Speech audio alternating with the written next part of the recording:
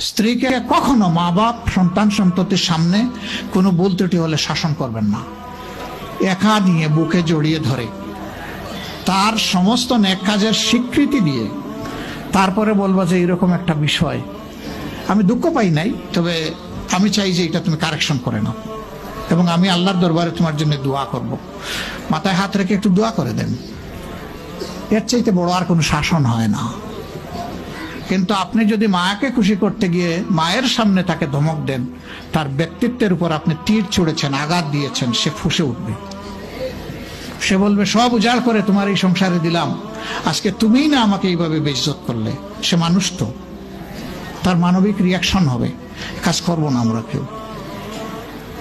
আমাদের জীবনের অংশ, আমাদের হাড়ের অংশ, আমাদের কলিজার অংশকে আমরা সেইভাবে সম্মান দিব ইনশাআল্লাহ। আমরা ভালোবাসবো সে আমার স্ত্রী, আমরা শ্রদ্ধা করবো সে আমার সন্তানের মা। স্ত্রী হিসাবে ভালোবাসা পাবে, মায়ের জাতি হিসাবে সে সম্মান পাবে। এই দুইটা ব্যালেন্স করে যদি আমরা চলি, গড় হবে জান্নাতের টুকরা ইনশাআল্লাহ।